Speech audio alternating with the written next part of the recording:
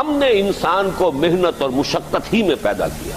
محنت، مشقت، تکلیف یہ ہر انسان کا مقدر ہے، کرنی ہی ہے. فرق صرف یہ ہوتا ہے کہ کسی کی مشقت اور محنت جسمانی زیادہ ہے، اینٹیں ڈھو رہا ہے غریب، کسی چلا رہا ہے. کسی کی محنت مشقت ذہنی زیادہ ہوتی ہے، بیٹھا ہوا تو ہے آرام کرسی پر، ریوالونگ چیئر ہے بڑی آرام دہ، لیکن اس کی جو ذہنی مشقت جو وہ کر رہا ہے. جو جسمانی مشقت کرتا ہے وہ رات کو پاؤں پھیلا کر سوتا ہے، چاہے روٹی بھی پوری نہ ملی ہو، لیکن اسے پتہ نہیں ہوتا رات کب گزر گئی. اور یہ دوسرے جو ہوتے ہیں انہیں رات کو بھی نیند نہیں آتی، مخملی گدیروں پر بھی نہیں آتی. انہیں ضرورت ہوتی ہے ہپنوٹکس کی بھی، سیڈیٹیوز کی بھی، ٹرینکولائزرز کی بھی، یہ ساری چیزیں وہاں چلتی ہیں، اس لیے کہ ان کی جو کوفت ہے وہ کسی اور قسم کی. لیکن بچا ہوا کوئی نہیں ہے. محنت، مشقت، قرآن نے اتنی قسمیں کھا کر اللہ نے کہا ہے. ہم نے انسان کو، یہاں کسی انسان کی تخصیص نہیں ہے. محنت، مشقت، اور اس محنت مشقت کے ساتھ اس میں غالب نے ایک اور رنگ داخل کیا ہے، اس کے ساتھ غم بھی. مثلا حیوان اور انسان میں کیا فرق ہے؟ بیل ہے، کولو چلا رہا ہے، مشقت تو وہ بھی کر رہا ہے. بار برداری کا اونٹ ہے، بوجھ ڈھو رہا ہے ادھر سے ادھر تک، محنت تو وہ بھی کر رہا ہے. انسان محنت بھی کرتا ہے، مزید اس کو رنج اور غم جو سابقہ اس کو پیش آتا ہے. بیل کو پتہ بھی نہیں ہوگا میری کو اولاد بھی ہے، نسل بھی ہے، وہ کوئی بیمار ہے، کس حال میں ہے. گائے کو بھی اپنے بچے کی خبر ہوگی، وہ چھوٹا سا جب ہے دودھ پیتا ہے، اس کے بعد اسے کیا پتا وہ کہاں گیا کہاں نہیں ہے. انسان کو جو تکلیفیں جھیلنی پڑتی ہیں، پھر جو غم جھیلنے پڑتے، وہ حیوان کے لیے نہیں ہے، یہ انسان کے لیے. اسی لیے کہا غالب نے کہ قید حیات و بند غم اصل میں دونوں ایک ہیں. موت سے پہلے آدمی غم سے نجات پائے کیوں؟ تو یہ مشقت اور غم دونوں کو شامل کر لیجئے. انسان کا معاملہ حیوان سے بدتر ہے اس پہلو سے. کبھی کسی بیل کو، اونٹ کو وہ صدمہ نہیں ہوا ہوگا کہ بیٹا نے سینے تان کر کہا ابا جان آپ چھوڑیے، آپ کیا باتیں کرتے ہیں، آپ دقیانوسی باتیں کرتے ہیں، اب زمانے کا رنگ بدل گیا. وہ جو بوڑھے باپ کو جو اس وقت صدمہ پہنچتا ہے، یہی ہے وہ جس پر میں نے اپنی جوانی کھپائی ہے، جس میں میں نے اپنے آپ کو انویسٹ کیا ہے. آج یہ میرے سامنے کھڑا ہو کر کیا کہہ رہا ہے. اور یہ تو میں نے بڑی ہلکی مثال دی ہے. گالیاں دینے والے بھی ہیں، ماں باپ کو قتل کرنے والے بھی ہیں. مرتا نہیں ہے بڈھا کہ یہ مرے تو مجھے یہ ساری جائیداد ملے اور مجھے آزادی حاصل ہو. اے انسان، تجھے مشقت پر مشقت جھیلتے ہوئے، محنت پر محنت کرتے ہوئے ہی آگے بڑھنا ہے، اور پھر اپنے رب کے حضور میں پیش ہونا ہے. یہ اور مصیبت ہے. کسی اونٹ اور کسی بیل سے محاسبہ نہیں ہے وہاں. اس روز کہے گا کافر کاش میں مٹی ہوتا، انسان بنا ہی نہ ہوتا میں، جسے آج ہم بہت بڑا شرف سمجھ رہے ہیں، شرف انسانیت. کاش کہ میں مٹی ہوں، یہ انسان کی حیثیت مجھے دی ہی نہ جاتی کہ میں آج یہاں کھڑا ہوں جواب دے کے. حضور نے فرمایا کل نفس یغدو فبائع نفسہ فموتقها وموبقها. ہر انسان جب صبح آنکھ کھلتی ہے، رات کے سونے تک وہ اپنے آپ کو بیچتا ہے. کوئی جسمانی مشقت اپنی بیچ رہا ہے، شام کو 100 روپے لے کر آیا ہے، اس نے اپنی جسمانی محنت بیچی ہے نا.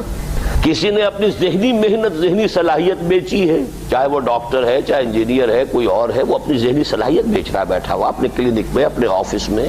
بائع نفسہ، اپنے آپ کو بیچتا ہے.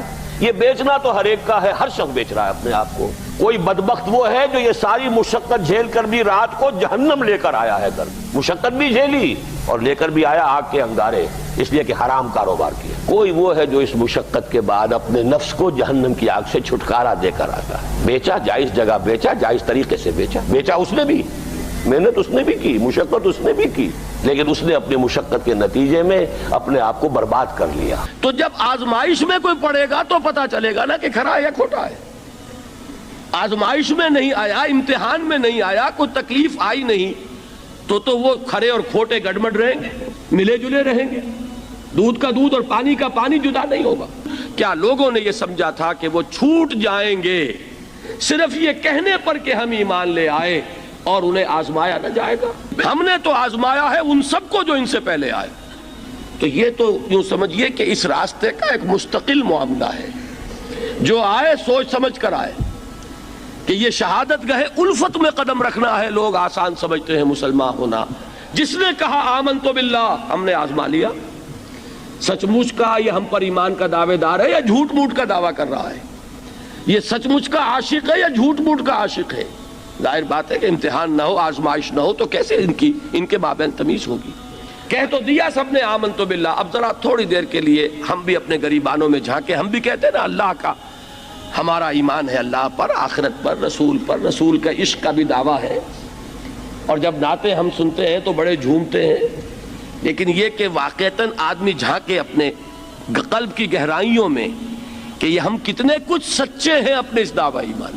جہاں کوئی معاملہ آیا، اگر ہم اس دین کے اس حکم پر عمل کرتے ہیں تو اتنا نقصان ہوتا ہے، اس حکم کو پیچھے ڈال دیں تو اتنا نفع ہوتا ہے۔ سچ بتائیے کہ ہم میں سے اکثریت کا فیصلہ کس بات کی طرف جائے گا؟ دین کا حکم پس پشت، دنیاوی مفاد وہ مقدم۔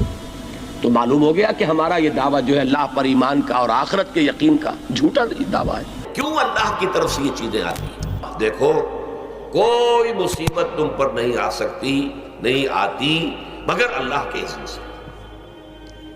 وَمَن يُؤْمِن بِاللَّهِ، اور جو شخص اللہ پر ایمان رکھتا ہو، یہد قلبہ، اللہ اس کے دل کو ہدایت دے دیتا ہے، اس کے دل کو سکون عطا کر دیتا ہے، وہ راضی برضائے رب ہو جاتا ہے، اس میں شکوہ نہیں رہتا، اس میں شکایت نہیں ہوتی، اس میں تلخی نہیں ہوتی، کیوں ہو گیا، کیسے ہو گیا، کیوں ہو گیا، نہیں ہونا چاہیے، نہیں دیتے۔ یہ سارا جو پیچ آدمی کھاتا رہتا ہے نا، اندر ہی اندر وہ جو پیچ کھا رہا ہے، یہ سب پیچ سے نجات نہیں گئی۔ پہلی بات یہ کہ یہ اللہ کی طرف سے آزمائش کے طور پر آتی ہے۔ آزمائش، میرا بندہ اس پر صبر کرتا ہے یا نہیں، یا میرے خلاف بکواس کرنے پر آمادہ ہو جاتا ہے۔ اللہ تو ایسا ہے، اللہ نے تو ہم پر کبھی کرم کیا ہی نہیں ہے، اللہ تو ظالم ہے، معاذ اللہ معاذ اللہ معاذ اللہ۔ کہیں ایسا تو نہیں، میرا بندہ جو ہے تکلیف کو جھیلتا ہے میری وجہ سے، یہ سمجھ کے کہ اللہ کی طرف سے آئی۔ یہ سب جو ہے یہ بہت بڑی کامیابی ہے اگر انسان کو حاصل ہو جائے۔ اور اس صبر کے نتیجے میں دو اور باتیں پیدا ہوتی ہیں۔ یہ مضامین علیحدہ علیحدہ دروس کے اندر آتے رہے ہیں، لیکن آج ایک نئے عنوان کے تحت جمع ہو کر آ رہے ہیں۔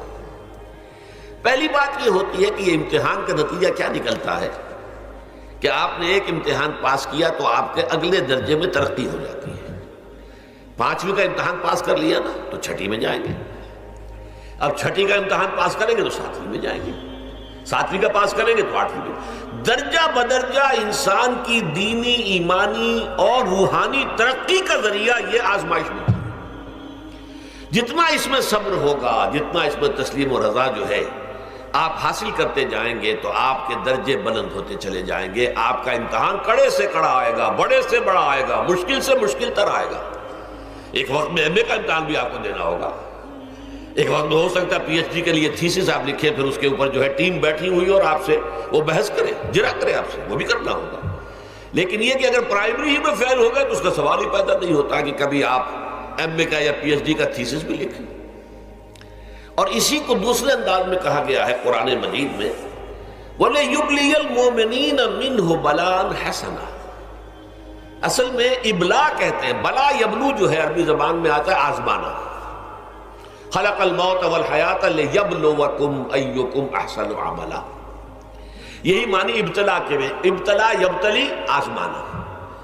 ابلا یبلی جو آتا ہے باب افعال سے، اس میں آتا ہے کسی کو کسی تکلیف میں ڈال کر اس کو نکھارنا، کہ اس کا جوہر نکھر جائے، اس کے اندر جو خیر ہے وہ اور چمک جائے، لوگوں کو بھی معلوم ہو جائے کہ یہ شخص اس مقام کا اہل ہے، اس کے اندر یہ صلاحیت ہے، اس میں یہ قوت موجود ہے۔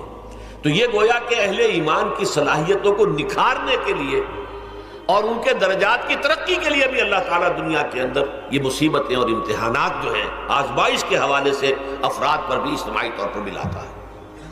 اور ایک اس کا اور بھی ہے، اہل ایمان پر اس طرح کی ابتلا و آزمائش کی ایک نوعیت اور بھی ہے، اور وہ یہ ہے کہ جو بھی آپ سے غیر ارادی طور پر یا یہ کہ آپ نے کوئی گناہ ارادی طور پر بھی کر لیا، اللہ تعالیٰ اس کی سزا اسی دنیا میں دے کر آخرت کی سزا سے محفوظ کر دیتا۔